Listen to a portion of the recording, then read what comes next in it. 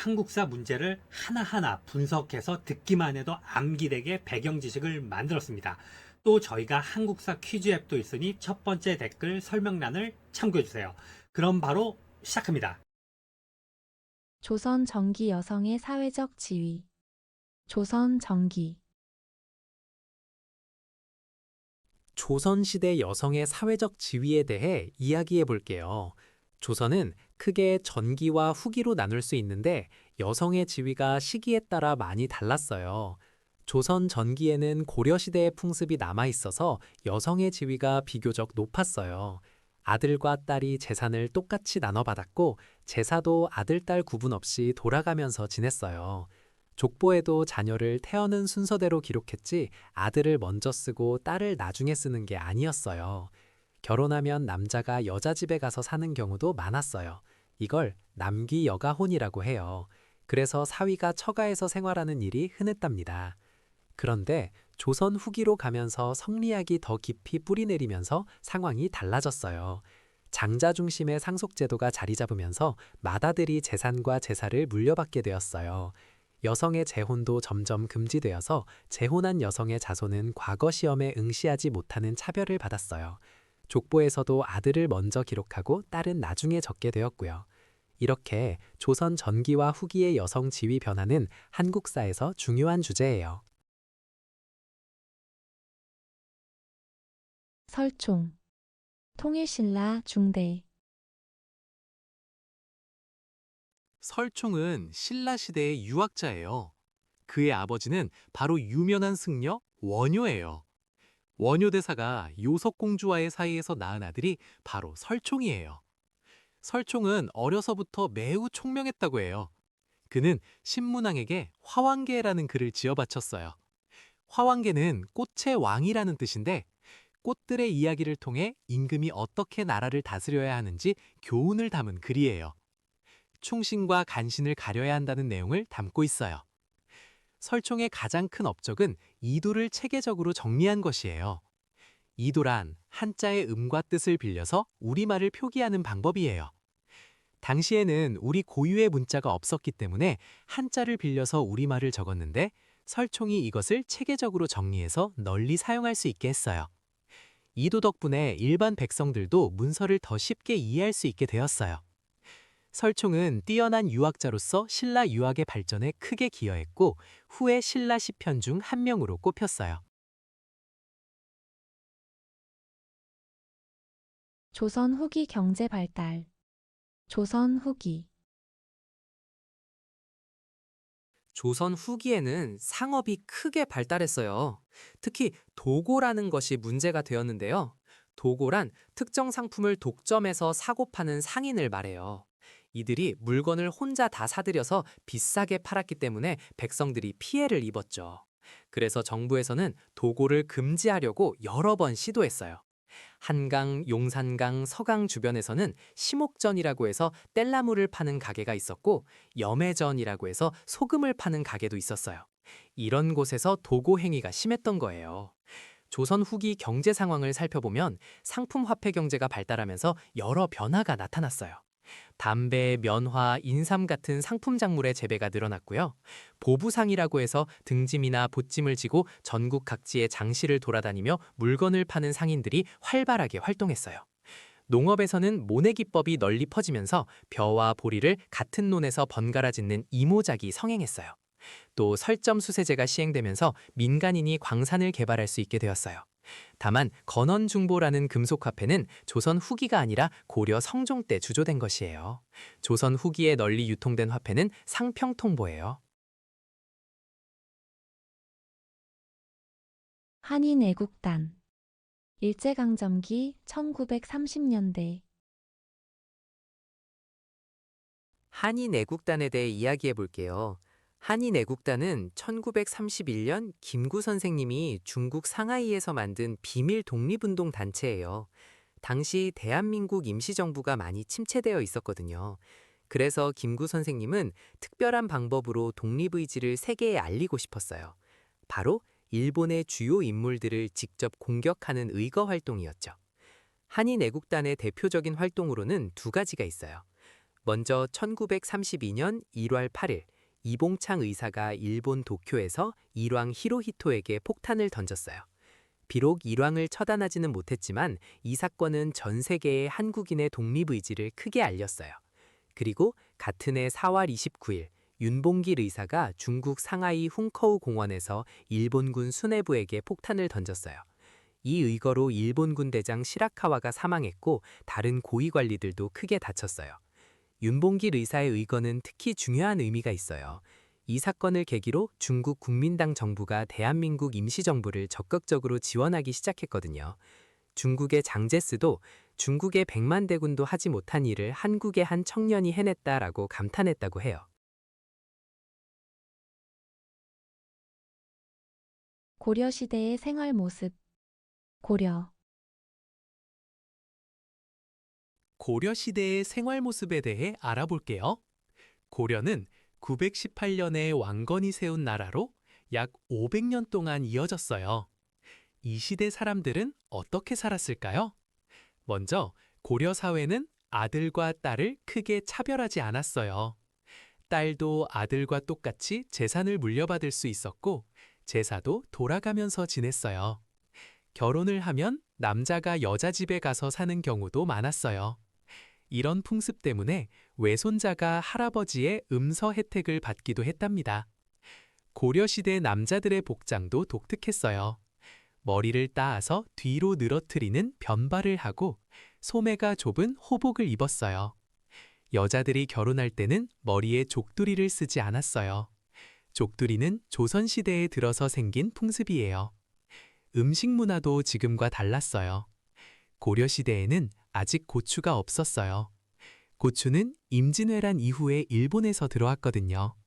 그래서 고려시대 김치에는 고춧가루 대신 천초나 후추 같은 향신료를 넣었어요. 대신 청포묵에 고기와 채소를 섞은 탕평채 같은 음식도 없었어요. 탕평채는 조선 후기 영조 때 탕평책을 실시하면서 만들어진 음식이에요. 고려 사람들은 차 마시는 것을 즐겼고 청자로 만든 그릇을 사용했어요. 고구려 굴식 돌박 무덤과 고분 벽화. 삼국시대. 고구려 고분에 대해 이야기해 볼게요. 고구려는 돌을 쌓아 무덤을 만들었는데 특히 굴식 돌박 무덤이 유명해요. 굴식 돌박 무덤은 돌로 방을 만들고 그 위에 흙을 덮은 형태예요. 무덤 안으로 들어가는 통로인 널길이 있고 시신을 모시는 널방이 있어요. 이런 구조 덕분에 무덤 안에 벽화를 그릴 수 있었답니다. 고구려 고분 벽화는 정말 유명해요. 무용총에는 춤추는 사람들 그림이 있고 수렵도에는 말을 타고 사냥하는 장면이 생생하게 그려져 있어요. 쌍영총, 강서대묘, 덕흥리 고분 등 다양한 벽화 고분이 남아 있어요. 이 벽화들을 통해 고구려 사람들의 생활 모습, 풍속, 종교관 등을 알 수 있어요. 사냥하는 모습, 씨름하는 모습, 연회를 즐기는 모습 등 당시 고구려인들의 활기찬 생활상이 담겨 있답니다. 사신도라고 해서 청룡, 백호, 주작, 현무 같은 신령스러운 동물들도 그려져 있어요. 고구려 고분 벽화는 당시 동아시아에서도 수준 높은 예술 작품으로 평가받고 있어요. 광해원. 근대 개항기. 광해원은 1885년에 세워진 우리나라 최초의 근대식 국립병원이에요. 처음에는 광해원이라는 이름으로 문을 열었는데 불과 2주 만에 제중원으로 이름이 바뀌었어요. 제중원이라는 이름은 널리 백성을 구한다는 뜻을 담고 있어요. 이 병원은 조선 정부와 미국 북장로의 선교사인 알렌의 협력으로 만들어졌어요.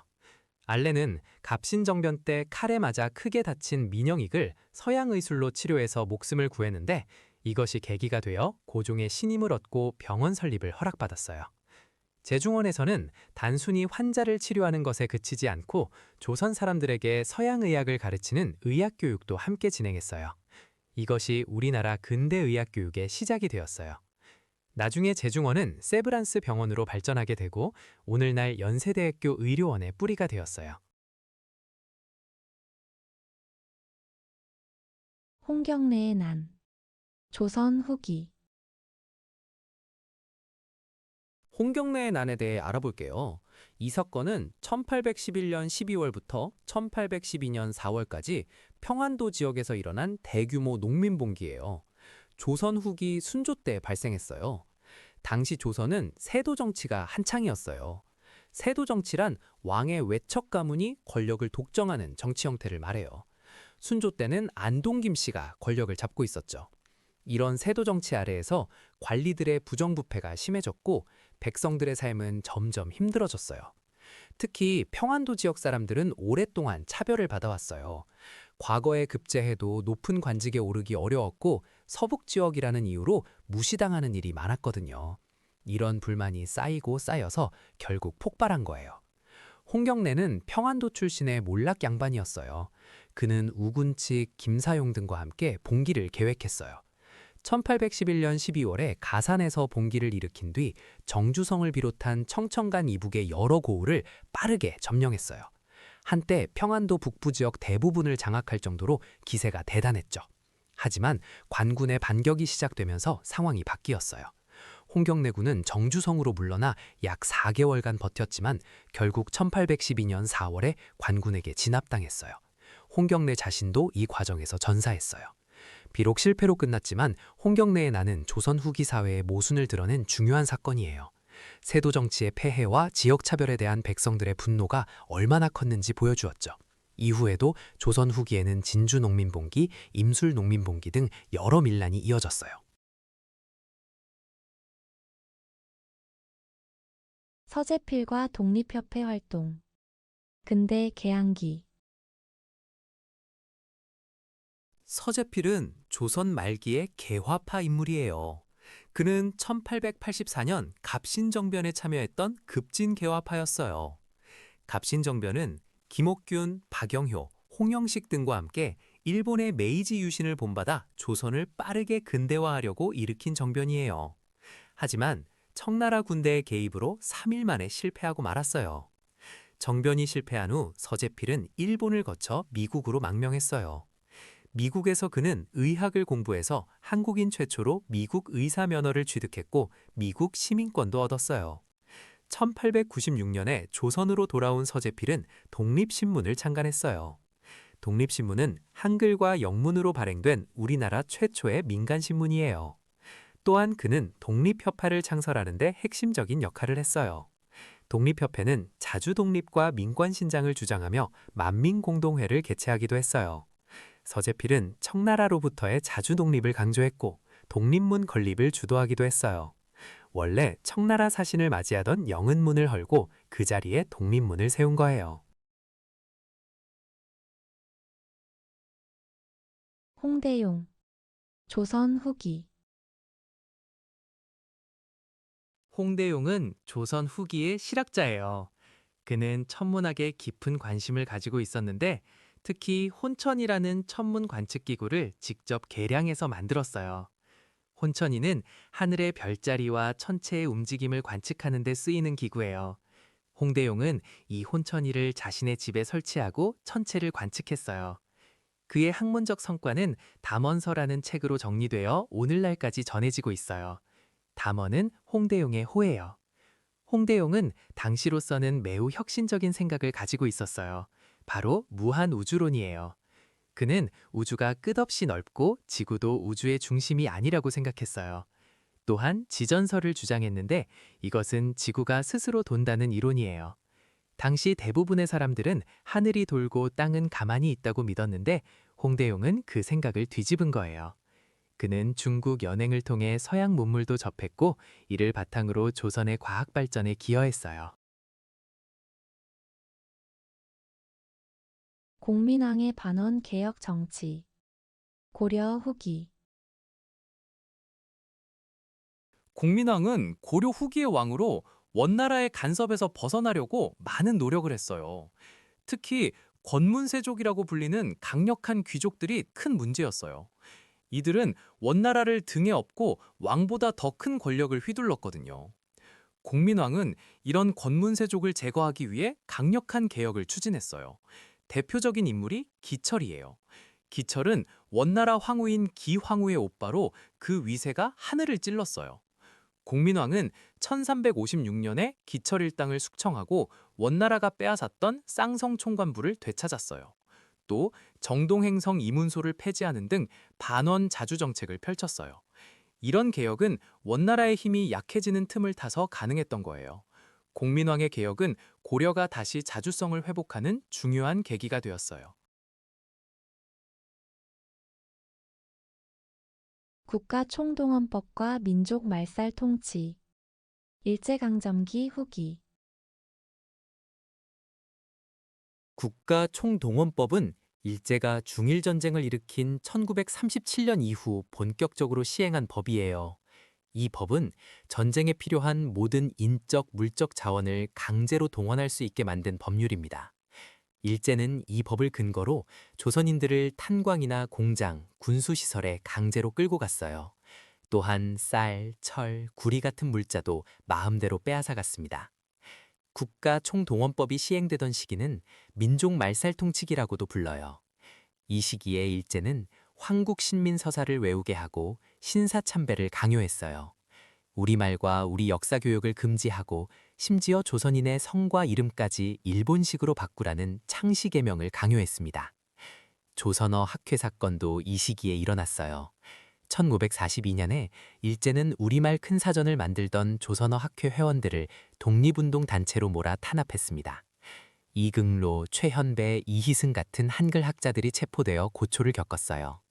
함흥 지방의 여학생이 기차에서 한국어로 대화한 것이 발단이 되어 일어난 사건이었습니다. 6일준. 조선 후기. 6일준에 대해 이야기해 볼게요. 6일준은 조선 후기 개화파 인물로 우리나라 최초의 근대적 서양 기행문을 쓴 사람이에요. 그는 1881년에 신사유람단의 일원으로 일본을 다녀왔어요. 신사유람단은 조선 정부가 일본의 근대 문물을 시찰하기 위해 보낸 사절단이었어요. 6일주는 이때 일본에 남아서 유학을 하게 됩니다. 그 후 1883년에는 보빙사의 일원으로 미국에 가게 되었어요. 보빙사는 조미수호 통상조약 체결 후 미국에 보낸 최초의 사절단이에요. 6일주는 미국에서도 남아서 공부를 했는데 한국인 최초로 미국 유학을 한 인물이 되었어요. 1885년에는 유럽 여러 나라를 둘러보고 귀국했어요. 이런 경험을 바탕으로 6일주는 서유견문이라는 책을 썼어요. 서유견문은 서양을 유람하고 보고 들은 것이라는 뜻인데 서양의 정치, 경제, 사회, 문화를 소개한 책이에요. 우리나라 최초의 국한문 혼용체 저서이기도 해요. 6일주는 이 책에서 조선도 서양처럼 근대화해야 한다고 주장했어요. 특히 그는 중립국론을 주장했는데 조선이 열강들 사이에서 중립국이 되어야 나라를 지킬 수 있다고 생각했어요. 박문국과 한성순보. 조선 후기. 박문국에 대해 알아볼게요. 박문국은 조선 후기 개화기에 설립된 우리나라 최초의 근대적 인쇄기관이에요. 1883년에 설립되었는데 당시 조선 정부가 근대적인 출판과 인쇄 사업을 위해 만든 곳이에요. 박문국에서는 우리나라 최초의 근대 신문인 한성순보를 발행했어요. 한성순보는 1883년에 창간되었고 순보라는 이름처럼 열흘에 한 번씩 발행되는 신문이었어요. 이 신문은 순한문으로 작성되었고 국내외 소식과 개화 관련 내용을 실었어요. 박문국은 신문 편집자, 취재기자, 인쇄기술자 등을 채용해서 운영했어요. 이렇게 박문국은 우리나라 근대 언론의 시작을 알린 중요한 기관이에요. 참고로 기기창은 근대 무기를 제조하던 곳이고 광해원은 우리나라 최초의 근대식 병환이에요. 전한국은 근대적인 화폐를 주조하던 기관이에요. 갑자사화와 무오사화. 조선 정기. 연산군은 조선의 10대 왕이에요. 그는 어머니 윤 씨가 폐비되어 사약을 받고 죽은 사실을 알게 된 후 큰 충격을 받았어요. 윤 씨는 성종의 후궁이었다가 왕비가 되었는데 성종의 얼굴에 손톱 자국을 낸 사건 등으로 폐위되었어요. 연산군은 이 사실을 알고 나서 어머니의 죽음에 관련된 사람들을 처벌하기 시작했어요. 이것이 바로 1504년에 일어난 갑자사화예요. 갑자사화 때 연산군은 어머니 폐비에 찬성했던 신하들과 그 가족들을 대거 처형하거나 유배 보냈어요. 심지어 이미 죽은 사람의 무덤을 파헤치는 부관찬치까지 행해졌어요. 연산군의 폭정은 계속되어 성균관을 유흥장소로 만들고 언론을 탄압하는 등 횡포가 심해졌어요. 결국 1506년 중종반정으로 연산군은 폐위되었어요. 한편 갑자사화 이전인 1498년에는 무오사화가 있었어요. 무오사화는 김종지가 제자인 김일손이 사초에 스승의 조이제문을 실은 것이 발단이 되었어요. 조이제문은 세조의 왕위 찬탈을 비판하는 내용을 담고 있었기 때문에 유자광 등이 이를 문제 삼아 살인파를 탄압했어요. 조선시대에는 이처럼 사화가 여러 차례 일어났는데 무오사화, 갑자사화, 김효사화, 을사사화를 4대 사화라고 해요. 일제강점기 민족 말살 통치. 일제강점기 1937년 이후 일제강점기 민족 말살 통치 시기에 대해 알아볼게요. 1937년 중일전쟁이 일어나면서 일제는 본격적으로 전시동원 체제를 갖추기 시작했어요. 이 시기를 민족 말살 통치 시기라고 부르는데 한국인의 민족 정신을 완전히 없애버리려 했기 때문이에요.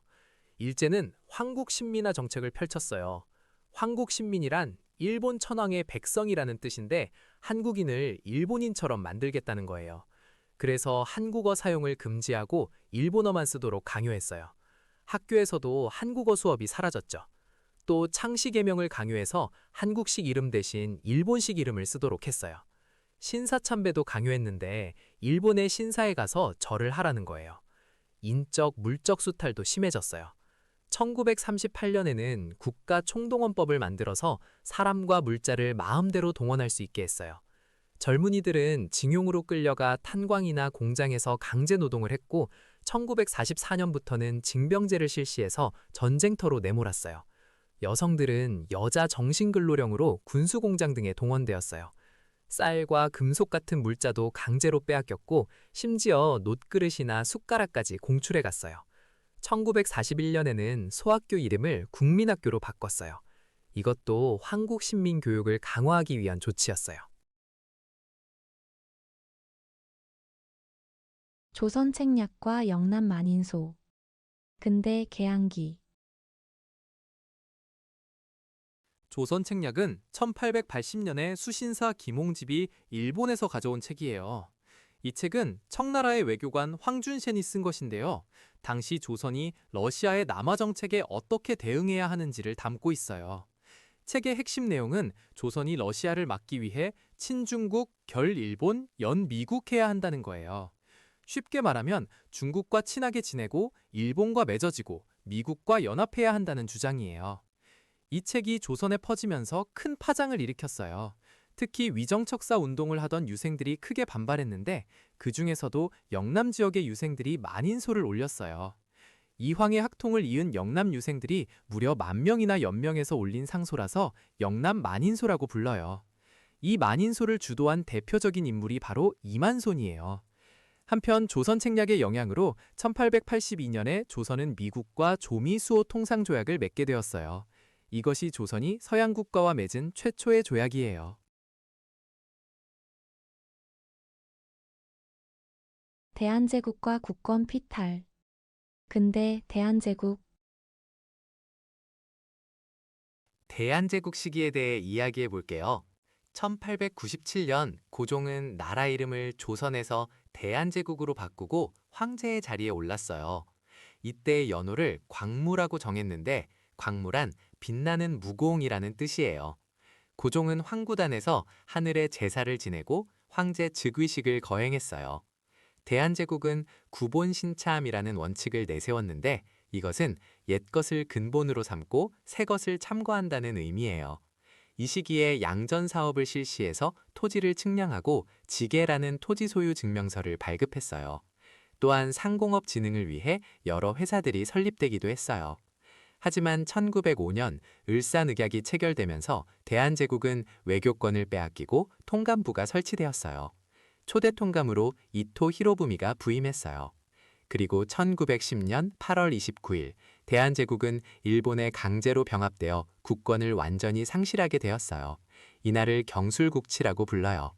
일제강점기가 시작되면서 조선 총독부가 설치되었고 한반도는 일본의 식민 통치 아래 놓이게 되었어요. 대구 양령시와 조선 후기 상업 발달. 조선 후기. 이번에는 대구 지역과 관련된 역사 이야기를 해볼게요. 대구는 조선 후기에 아주 중요한 상업도시로 성장했어요. 그 중심에는 양령시라는 약재시장이 있었습니다. 양령시는 조선 효종 때인 1658년에 처음 열렸어요. 당시 대구 가명에서 봄과 가을 두 차례에 걸쳐 전국의 약재상들이 모여 약재를 사고 파는 시장을 열었던 거예요. 대구가 양령시로 유명해진 데에는 이유가 있어요. 대구 주변 팔공산 지역에서 질 좋은 약초가 많이 났고 교통의 요지여서 전국 각지에서 사람들이 모여들기 좋았거든요. 양령시에서는 인삼, 당귀, 작약 같은 각종 한약재가 거래되었어요. 한때는 전국에서 가장 큰 약재 시장으로 손꼽힐 정도였습니다. 조선 후기에는 상품 화폐 경제가 발달하면서 대구 양령시처럼 특정 물품을 전문적으로 거래하는 시장들이 곳곳에 생겨났어요.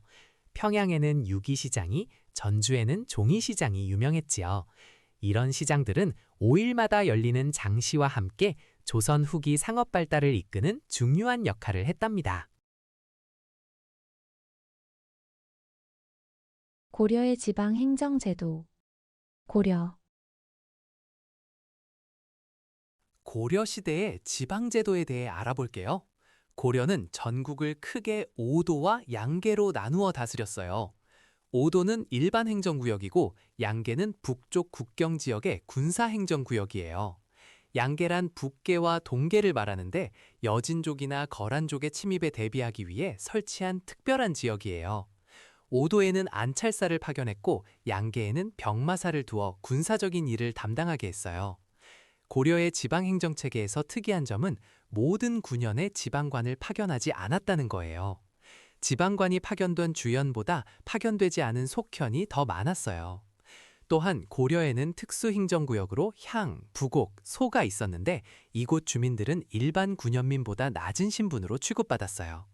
한편 고려의 중앙 정치 조직을 보면 문화시중은 최고 관직으로 국정을 총괄했고 예부상서는 예부를 담당하는 관리였어요. 고려는 당나라 제도를 받아들이면서도 송나라와 활발하게 교류했답니다. 후백제 견훤의 신라 경주 침공. 후삼국. 후백제 견훤의 신라 침공에 대해 알아볼게요. 927년 후백제의 견훤이 신라의 수도 경주를 기습 공격했어요.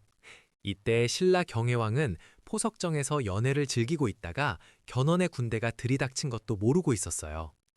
결국 경혜왕은 견훤에 의해 죽임을 당했고 견훤은 경순왕을 새 왕으로 세웠어요. 신라가 고려 태조 왕건에게 구원을 요청했지만 고려군이 도착하기 전에 견훤이 먼저 경주를 함락시킨 거예요. 이 사건 이후 고려와 후백제 사이의 대립은 더욱 격렬해졌어요. 왕건은 견훤의 신라 침공에 분노하여 후백제를 반드시 멸망시키겠다고 다짐했다고 해요. 이후 935년 신라 경순왕이 고려에 항복하고 936년 후백제가 멸망하면서 후삼국이 통일되었어요. 경순왕은 고려에 귀순한 뒤 경주의 사심관으로 임명되었는데 이것이 사심관 제도의 시초가 되었어요. 병자호란. 조선 중기. 병자호란에 대해 이야기해 볼게요. 병자호란은 1636년에 청나라가 조선을 침략한 전쟁이에요. 당시 청나라는 후금에서 이름을 바꾸고 조선에게 군신 관계를 요구했는데 조선은 이를 거부했어요. 그러자 청태종이 직접 10만 대군을 이끌고 쳐들어왔어요. 인조는 급히 남한산성으로 피신했지만 청군에게 포위되어 45일간 항전했어요. 결국 식량이 떨어지고 추위에 시달리던 조선은 더 이상 버티기 어려웠어요. 인조는 삼전도에서 청태종에게 3번 절하고 9번 머리를 조아리는 삼배 구고드레를 행하며 항복했어요. 이 굴욕적인 항복으로 소현세자와 복림대군이 청나라의 볼모로 끌려갔고 수많은 백성들도 포로가 되어 끌려갔어요. 병자호란 당시 조정에서는 주화파와 척화파로 나뉘어 대립했어요. 주화파는 청과 화친하자는 입장이었고 척화파는 끝까지 싸워야 한다고 주장했어요.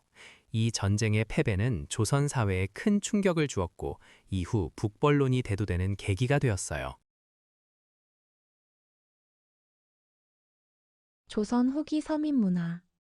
조선 후기. 조선 후기에는 서민 문화가 크게 발달했어요. 이 시기에 민화라는 독특한 그림 장르가 유행했는데요. 민화는 일반 백성들이 그리고 즐겼던 그림이에요. 까치와 호랑이를 함께 그린 까치 호랑이 그림이 대표적이에요. 호랑이는 무섭게 그리지 않고 오히려 익살스럽고 해학적으로 표현했어요. 이런 그림들은 집안의 나쁜 기운을 물리치고 복을 빌기 위해 많이 걸어두었어요. 또한 문자도라는 그림도 유행했는데 효, 재, 충, 신, 예, 이, 염치 같은 유교적 덕목을 한자로 쓰고 그 글자 안에 상징적인 그림을 넣은 것이에요. 조선 후기에는 판소리와 탈춤도 크게 유행했어요.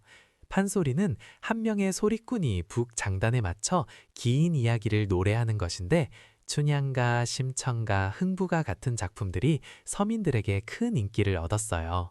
탈춤에서는 양반을 풍자하고 비판하는 내용이 많았어요.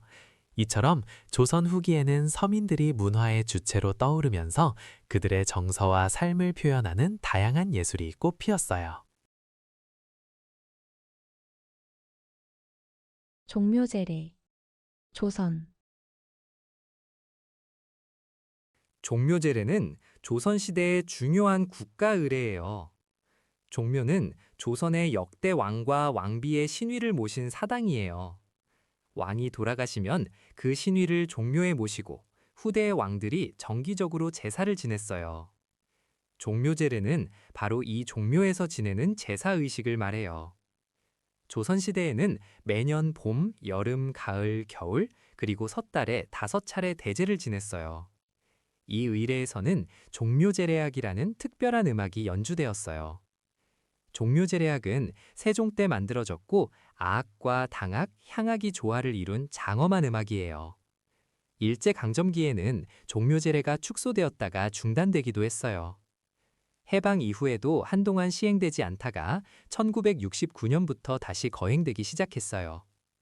지금은 매년 5월 첫째 일요일에 전주이시 대동종략원 주관으로 종묘제례가 거행되고 있어요. 종묘제례와 종묘제례악은 모두 유네스코 인류무형문화유산으로 등재되어 있어요. 종묘 자체도 유네스코 세계문화유산이에요.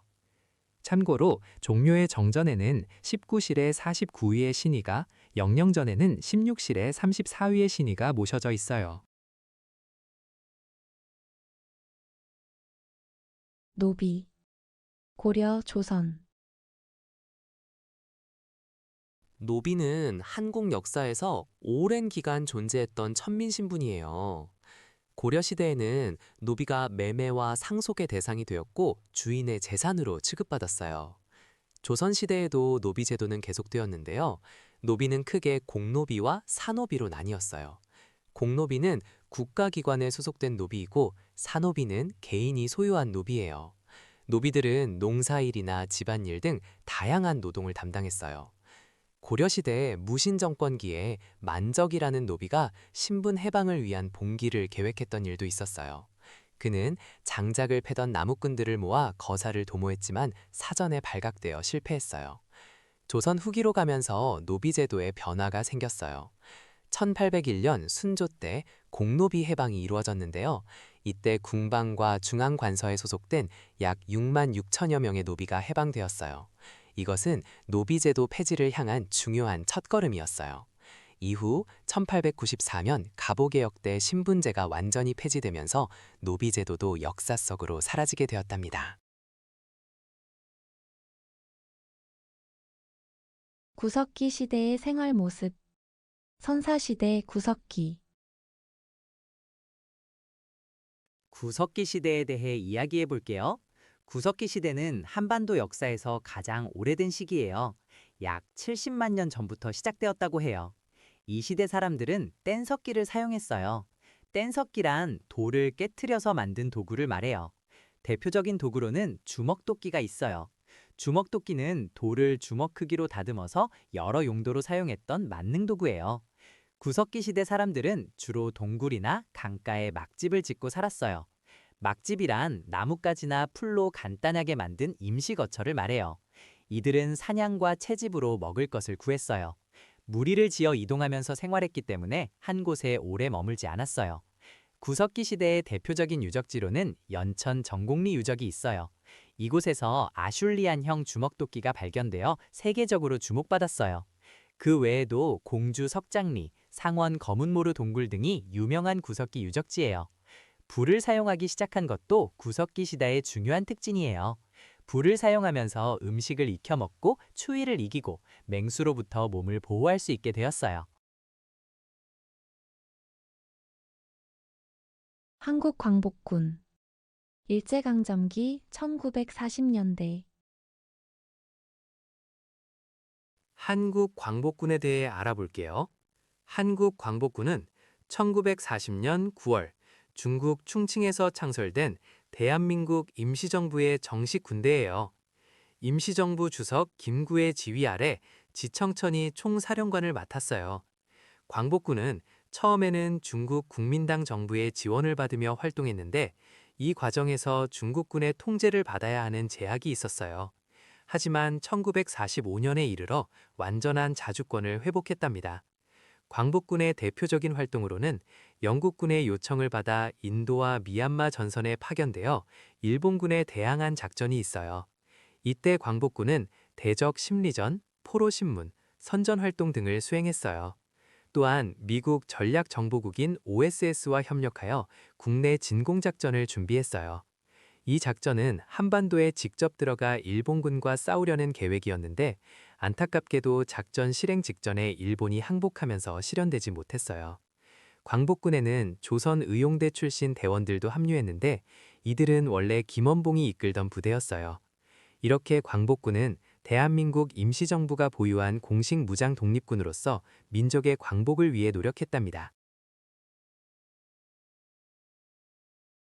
대한민국 임시정부. 근대 일제강점기. 대한민국 임시정부에 대해 알아볼게요. 대한민국 임시정부는 1919년 3.1운동 이후에 중국 상하이에서 수립되었어요. 일제에 빼앗긴 나라를 되찾기 위해 독립운동가들이 모여 만든 우리 민족의 정부였어요.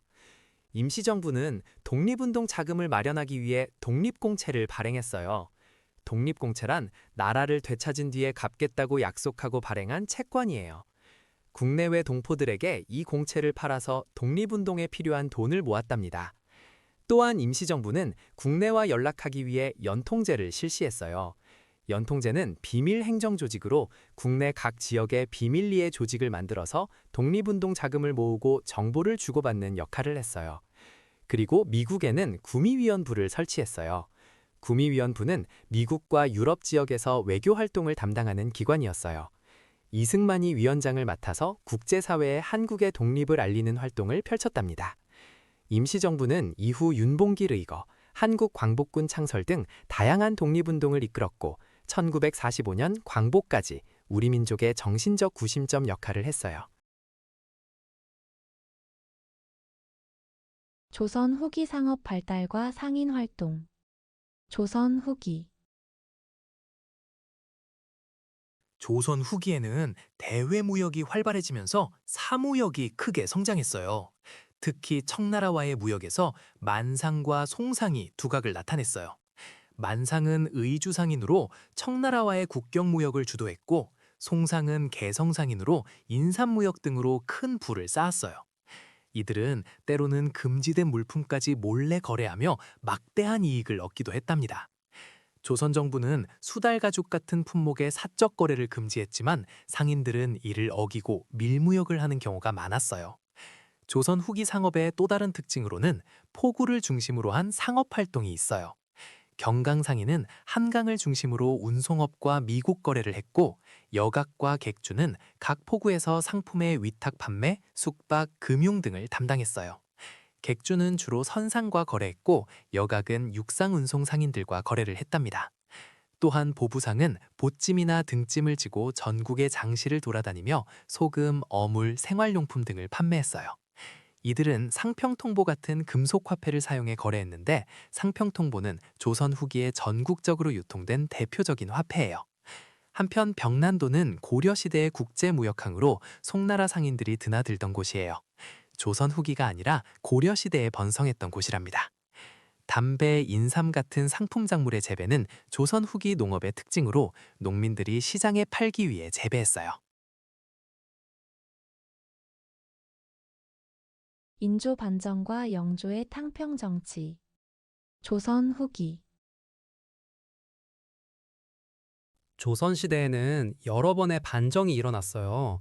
반정이란 신하들이 왕을 몰아내고 새 왕을 세우는 것을 말해요. 그중 인조반정은 1623년에 일어났어요. 광해군이 중립외교를 펼치면서 명나라와의 관계가 나빠지고 영창대군을 죽이고 임목대비를 유폐하는 등 폐륜을 저질렀다는 이유로 서인 세력이 반정을 일으켰어요. 이때 인조가 왕위에 올랐고 광해군은 강화도로 쫓겨났어요. 인조 시기에는 이괄의 난이 일어났고 정묘호란과 병자호란이라는 두 차례의 큰 전쟁을 겪었어요. 한편 영조는 조선 후기의 왕으로 탕평책을 실시한 것으로 유명해요. 탕평이란 당파를 가리지 않고 고르게 인재를 등용한다는 뜻이에요. 영조는 성균관 입구에 탕평비를 세워서 탕평의 뜻을 널리 알렸어요. 영조는 1724년에 즉위해서 52년간 재위했는데 이는 조선 역대 왕 중 가장 긴 재위 기간이에요. 영조 시기에는 균역법을 시행하여 백성들의 군역 부담을 줄여주었고 속대전을 편찬하여 법전을 정비했어요. 인조반정과 영조 즉위 사이에는 약 100년의 시간이 있었고 그 사이에 효종, 현종, 숙종, 경종이 차례로 왕위에 올랐어요. 묘청과 김부식. 고려 중기. 묘청은 고려시대의 승려예요. 그는 풍수지리설을 주장하면서 서경, 지금의 평양으로 도읍을 옮기자고 강력히 주장했어요. 당시 고려는 금나라가 강성해지면서 외교 문제로 고민이 많았는데 묘청은 서경으로 천도하면 나라의 운이 좋아지고 금나라를 정벌할 수 있다고 주장했어요. 이런 주장에는 서경 출신의 정지상 같은 인물들이 힘을 실어줬어요. 하지만 개경에 기반을 둔 귀족들은 천도를 반대했어요. 그 중심에 김부식이 있었는데 그는 유교적 합리주의를 바탕으로 묘청의 주장을 비판했어요. 결국 묘청은 1135년에 서경에서 난을 일으켰어요.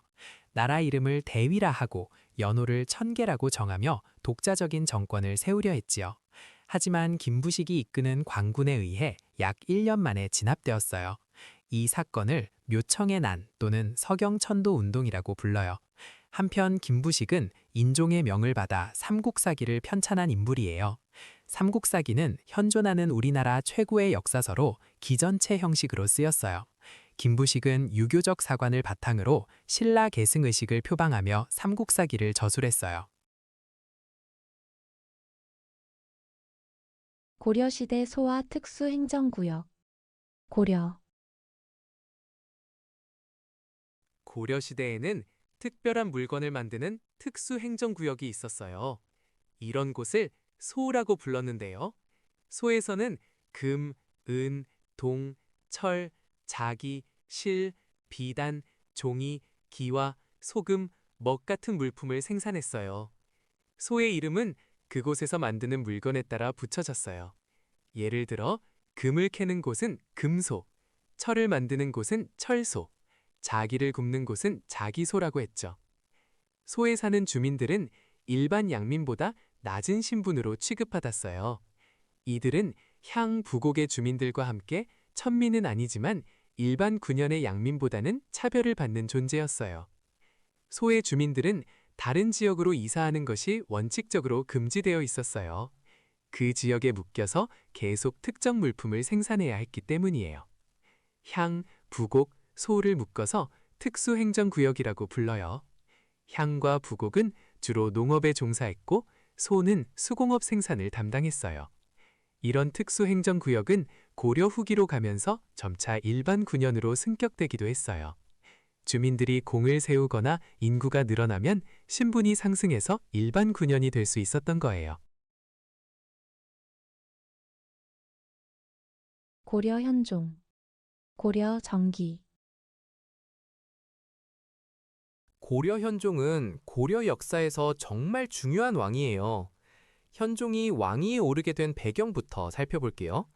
1009년에 강조라는 무신이 정변을 일으켜서 당시 왕이던 목종을 폐위시키고 대량 원군이었던 현종을 새 왕으로 세웠어요.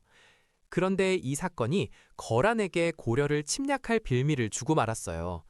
거란은 강조의 정변을 문제 삼아 1010년에 40만 대군을 이끌고 고려를 침략했어요. 이게 바로 거란의 2차 침입이에요. 이때 거란군이 개경까지 함락시켜서 현종은 나주까지 피란을 가야 했어요. 정말 힘든 시기였죠. 하지만 거란군도 오래 버티지 못하고 결국 물러갔어요.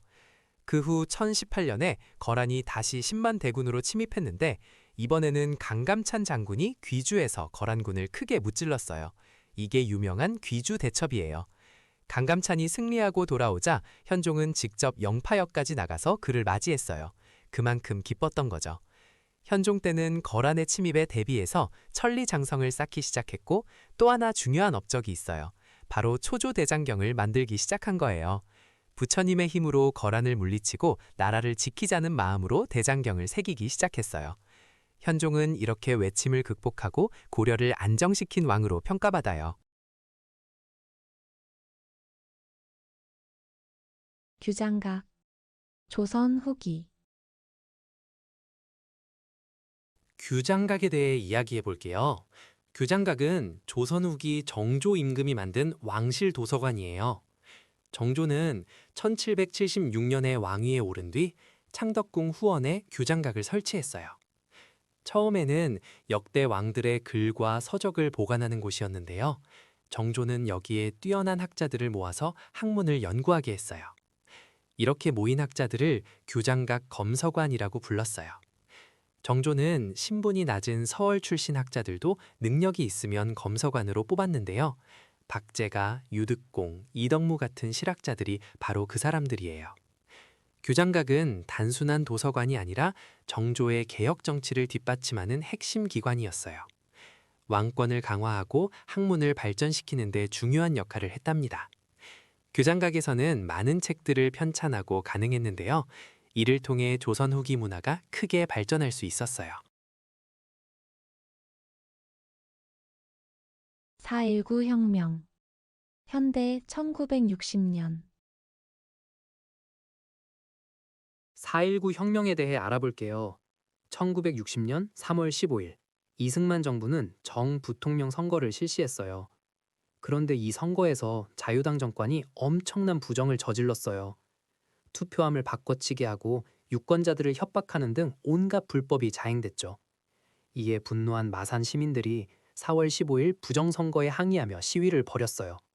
그러다 4월 11일 마산 앞바다에서 김주열 학생의 시신이 눈에 최루탄이 박힌 채 발견됐어요. 이 충격적인 사건이 알려지자 전국적으로 분노가 폭발했어요. 4월 18일에는 고려대학교 학생들이 시위에 나섰고 4월 19일에는 서울을 비롯한 전국에서 대규모 시위가 일어났어요.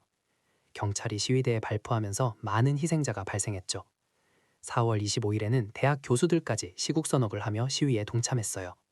결국 4월 26일 이승만 대통령은 하야 성명을 발표하고 물러났어요.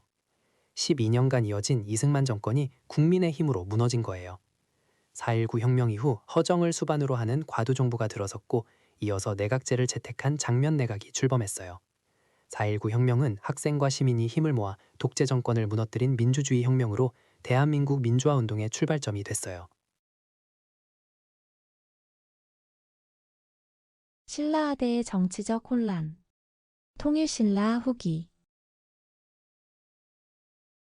신라 하대는 왕위 쟁탈전이 치열했던 혼란의 시기예요. 이 시기에 김원창의 난이라는 큰 반란이 일어났어요. 김원창은 자신의 아버지 김주원이 왕이 되지 못한 것에 불만을 품고 822년에 웅천주에서 반란을 일으켰어요. 스스로 장안국을 세우고 왕을 칭했지만 결국 진압되었어요. 이 반란을 진압하는 데 공을 세운 장수에게는 포상이 내려졌어요. 그리고 신라 하대에는 진성여왕 때 최치원이 시무십조를 올렸어요. 최치원은 당나라에서 유학하고 돌아온 뛰어난 학자였는데 신라의 문제점을 개혁하기 위한 10가지 방안을 왕에게 건의했어요. 하지만 진골 귀족들의 반대로 제대로 실행되지 못했어요. 신라 하대에는 왕위 다툼이 심해지면서 지방에서 호족들이 성장했고 원종과 애노의 난 같은 농민 반란도 일어났어요. 이 반란은 889년 사벌주에서 일어난 것으로 신라 말기 사회 혼란을 보여주는 대표적인 사건이에요. 신석기 시대의 생활과 도구. 선사 신석기. 신석기 시대는 약 1만 년 전부터 시작된 시대예요. 이 시기 사람들은 처음으로 농사를 짓기 시작했어요. 그래서 신석기 시대를 농경의 시작이라고도 해요. 농사를 지으면서 한 곳에 오래 머물러 살게 되었고 움집을 짓고 마을을 이루며 정착 생활을 시작했어요. 조, 수수 같은 곡식을 재배했고 곡식을 갈아서 가루로 만들 때는 갈돌과 갈판을 사용했어요. 신석기 시대의 대표적인 토기는 빗살무늬 토기예요. 표면에 빗살로 긁어서 만든 무늬가 있어서 그런 이름이 붙었어요. 음식을 저장하거나 조리하는 데 사용했어요. 신석기 시대에는 가락바퀴라는 도구도 등장했는데 이건 실을 잡는 도구예요. 가락바퀴의 등장은 옷감을 짜기 시작했다는 것을 보여줘요. 신석기 시대 사람들은 애니미즘이라고 해서 자연물에 영혼이 깃들어 있다고 믿었어요. 하와이 한인 이민과 독립운동.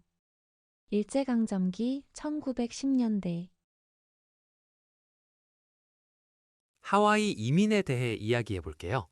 1902년 대한제국 시기에 우리나라 최초의 공식 이민이 시작되었어요. 당시 하와이 사탕수수 농장에서 일할 노동자가 필요했거든요. 첫 번째 공식 이민자들은 1903년 1월에 갤리코라는 배를 타고 하와이로 떠났어요. 이렇게 시작된 하와이 이민은 1905년까지 약 7,000명 정도가 떠났다고 해요. 하와이에 도착한 한인들은 사탕수수 농장에서 정말 힘든 노동을 해야 했어요. 새벽부터 해가 질 때까지 뜨거운 햇볕 아래서 일했죠. 하지만 이분들은 고된 생활 속에서도 자녀 교육에 힘썼고 한인 학교를 세워서 민족 교육을 이어갔어요. 또 나라를 잃은 후에는 독립운동에도 적극 참여했어요. 대표적인 것이 대조선 국민군단이에요. 1914년 박용만이 하와이에서 결성한 군사단체로 한인들에게 군사훈련을 실시했어요. 무장 독립전쟁을 준비하려는 목적이었죠. 이처럼 하와이 한인들은 낯선 땅에서 어려운 삶을 살면서도 조국의 독립을 위해 군자금을 모으고 독립운동 단체를 지원하는 등 조국을 잊지 않았어요. 화랑도. 삼국시대 신라. 화랑도에 대해 알아볼게요. 화랑도는 신라시대의 청소년 수련 단체예요. 진흥왕 때 국가적인 조직으로 정비되었어요. 처음에는 원화라고 해서 여성이 이끌었는데 두 원화가 서로 질투하다가 한 명이 다른 한 명을 죽이는 사건이 일어났어요.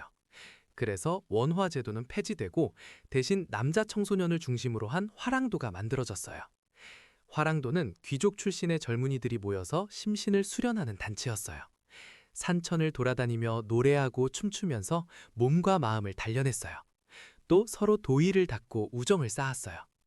원광법사라는 승려가 화랑들에게 세속오계를 가르쳐 주었어요. 세속오계는 5가지 계율인데요. 첫째는 임금을 충성으로 섬기는 것이고, 둘째는 부모를 효도로 섬기는 것이에요. 셋째는 벗을 신의로 사귀는 것이고, 넷째는 전쟁에서 물러서지 않는 것이에요. 다섯째는 살생을 가려서 해야 한다는 것이에요. 화랑도 출신 중에서는 뛰어난 장군들이 많이 나왔어요. 삼국 통일에 큰 공을 세운 김유신도 화랑 출신이에요. 관창이라는 화랑은 황산벌 전투에서 목숨을 바쳐 싸웠어요. 화랑도는 신라가 삼국을 통일하는 데 중요한 역할을 했어요. 반민족행위 특별조사위원회 현대 1940년대 반민족행위 특별조사위원회에 대해 알아볼게요. 줄여서 반민특위라고 부르는데요. 이 기구는 1948년 대한민국 정부가 수립된 직후에 만들어졌어요. 일제강점기 동안 일본에 협력했던 친일파들을 처벌하기 위한 목적이었죠. 재헌헌법에 반민족 행위자를 처벌한다는 내용이 담겼고, 이에 따라 1948년 9월에 반민족행위처벌법이 제정되었어요. 그리고 같은 해 10월에 반민특위가 국회 안에 설치되었습니다. 반민특위는 특별검찰부와 특별재판부를 두고 친일파를 조사하고 재판했어요. 실제로 일제경찰 출신이나 밀정 활동을 했던 사람들을 체포하고 조사했죠. 그런데 이승만 정부는 반민특위 활동에 협조적이지 않았어요. 오히려 방해했다고 볼 수 있어요. 1949년 6월에는 경찰이 반민특위 사무실을 습격하는 사건까지 벌어졌어요. 결국 반민특위는 제대로 활동하지 못하고 1949년에 활동 기한이 단축되면서 사실상 해체되었습니다. 이 때문에 친일파 청산은 미완으로 끝나게 되었어요. 반민특위의 좌절은 해방 후 친일 청산이 제대로 이루어지지 못한 대표적인 사례로 평가받고 있습니다. 안중근 의거 대한제국 후기 안중근 의사에 대해 이야기해 볼게요. 안중근은 1879년에 황해도에서 태어났어요. 어려서부터 총 쏘는 것을 좋아했고 천주교에 입교해서 세례명 토마스를 받았어요. 을사늑약이 체결된 후 그는 국권 회복을 위해 본격적으로 독립운동에 나섰어요. 1907년에는 연해주로 건너가서 의병 활동을 했어요. 그리고 1909년 10월 26일 만주 하얼빈역에서 초대 통감이었던 이토 히로부미를 저격했어요. 이토 히로부미는 을사늑약을 강제로 체결하게 한 장본인이었거든요. 안중근 의사는 체포된 후 류순 감옥에 수감되었어요. 재판 과정에서 그는 자신이 대한의군 참모중장의 자격으로 독립전쟁을 수행한 것이라고 당당하게 밝혔어요. 개인적인 원한이 아니라 조국의 독립과 동양평화를 위한 의거였다고 주장한 거예요. 옥중에서 동양평화론을 지필하기도 했어요. 결국 1910년 3월 26일에 사형이 집행되었어요. 안중근 의거가 일어난 1909년은 일제가 한국을 완전히 식민지로 만들기 직전이에요. 이미 1905년에 을사늑약으로 외교권을 빼앗겼고 1907년에는 정미조약으로 군대마저 해산당한 상황이었어요. 하지만 아직 완전한 병합은 이루어지지 않은 때였어요. 조선 후기 지역별 상인 집단 조선 후기 조선 후기에는 상업이 크게 발달하면서 각 지역을 대표하는 상인 집단들이 등장했어요. 먼저 만상에 대해 알아볼게요. 만상은 의주를 중심으로 활동하던 상인들이에요. 의주는 중국과의 국경 지역이었기 때문에 만상은 주로 청나라와의 무역에 종사했어요. 중국에서 들어오는 물건들을 조선 내륙으로 유통시키는 역할을 했답니다. 다음으로 유상은 평양을 근거지로 활동했어요. 평양은 대동강을 끼고 있어서 수운 교통이 편리했기 때문에 유상은 이를 이용해 상업 활동을 펼쳤어요. 송상은 개성을 중심으로 한 상인들이에요. 개성은 고려의 수도였던 곳이라 상업의 전통이 깊었어요.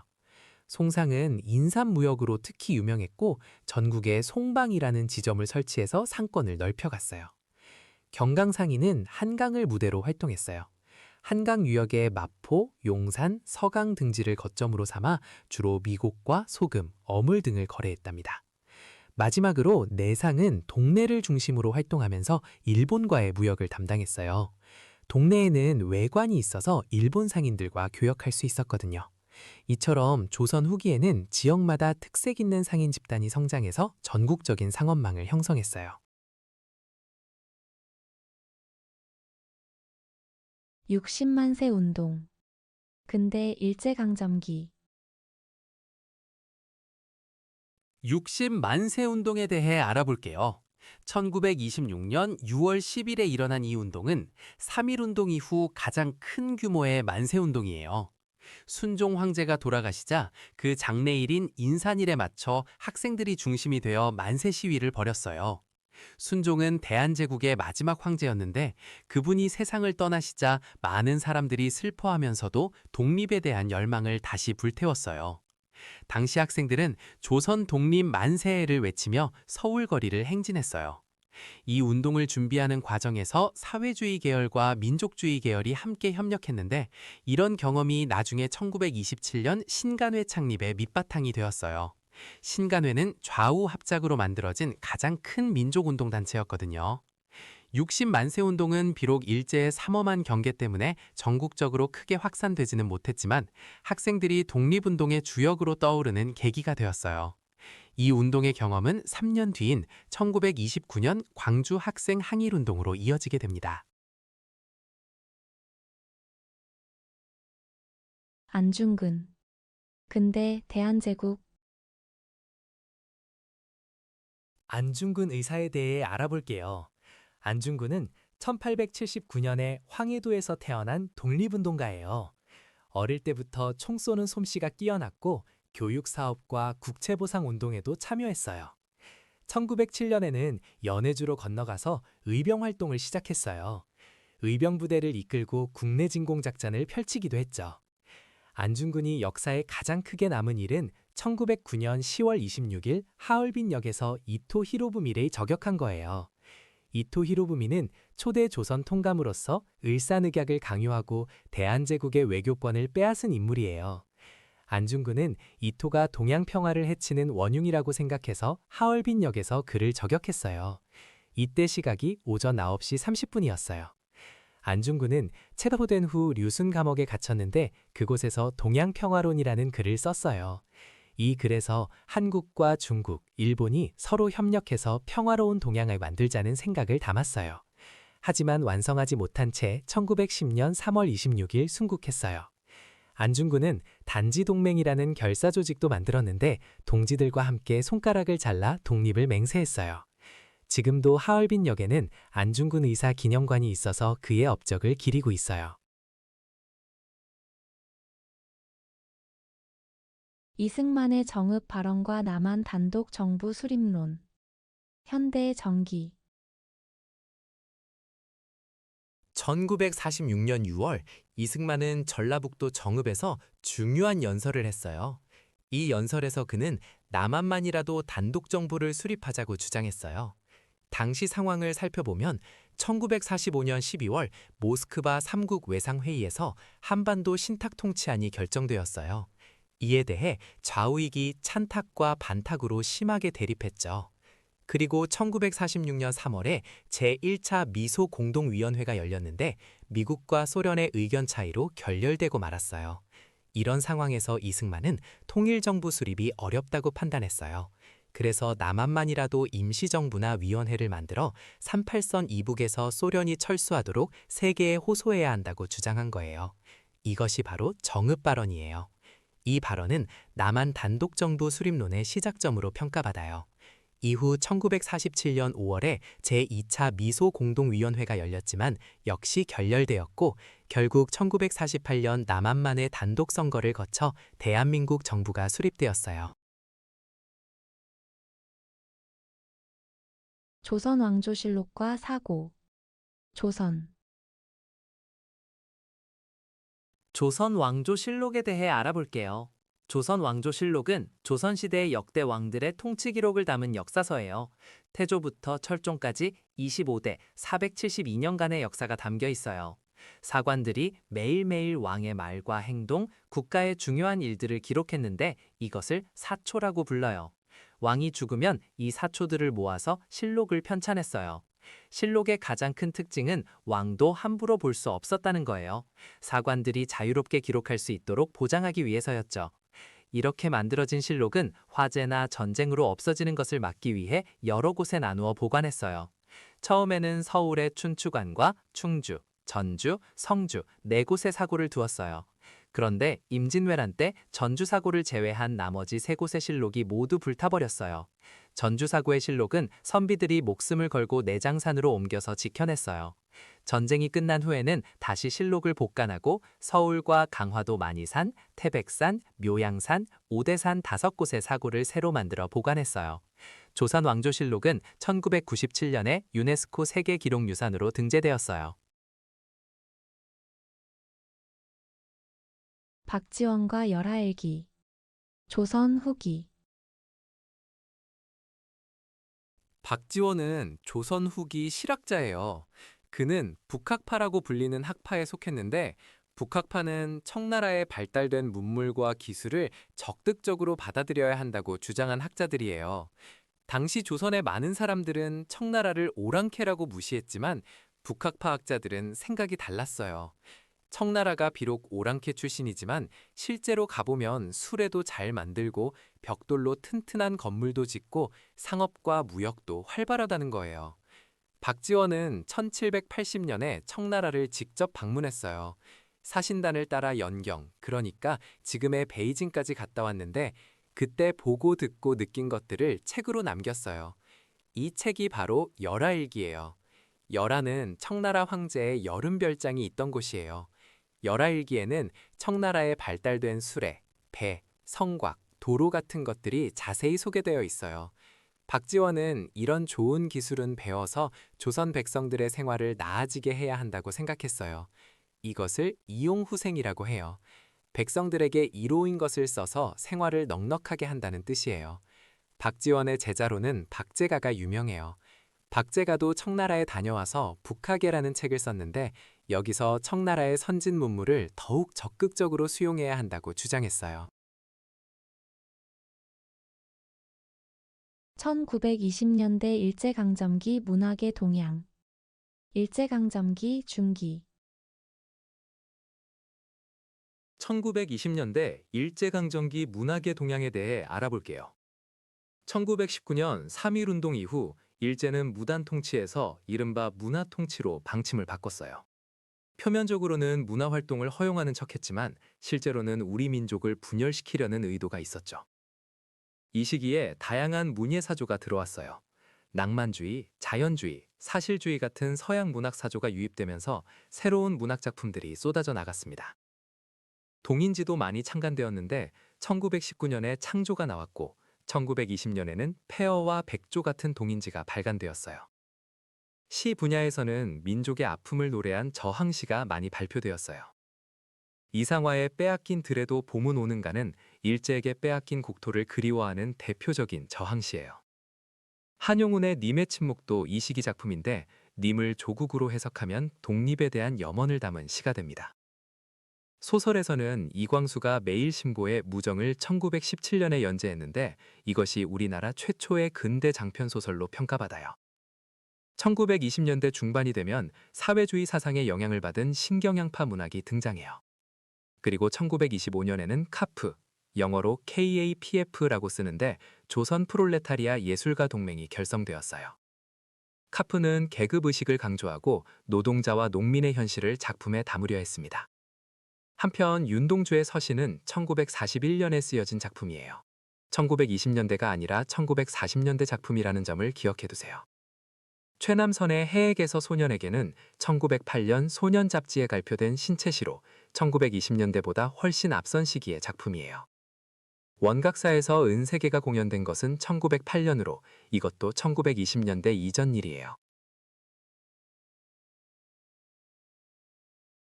나당 전쟁과 삼국 통일. 통일신라 7세기. 나당 전쟁에 대해 이야기해 볼게요.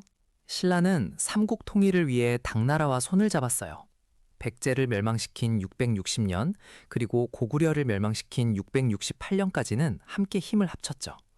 그런데 문제가 생겼어요. 당나라가 한반도 전체를 자기 땅으로 삼으려는 야심을 드러낸 거예요. 당은 백제 땅에 웅진도독부를, 고구려 땅에 안동도호부를 설치했어요. 심지어 신라 땅에도 계림도독부를 두려고 했죠. 신라 입장에서는 배신당한 기분이었을 거예요. 그래서 나당 전쟁이 시작됐어요. 신라는 670년부터 당나라에 맞서 싸웠어요. 먼저 고구려 부흥운동을 지원했고 백제 옛 땅을 차지해 나갔어요. 결정적인 전투는 676년에 벌어진 기벌포 전투예요. 금강하고인 기벌포에서 신라 수군이 당나라 수군을 크게 물리쳤어요. 이 전투의 승리로 당나라는 한반도에서 물러났고 안동도 부를 요동으로 옮겼어요. 신라는 마침내 대동강에서 원산만에 이르는 지역까지 차지하며 삼국 통일을 완성했어요. 한편 백제 부흥운동도 기억해야 해요. 660년 백제가 멸망한 후 복신과 도침이라는 인물이 부흥운동을 이끌었어요. 그들은 일본에 가 있던 왕자 부여풍을 왕으로 모셔왔어요. 하지만 내분이 생겨서 결국 실패하고 말았죠. 663년 백강전투에서 일본 지원군과 함께 나당연합군에 패배하면서 부흥운동은 완전히 끝났어요.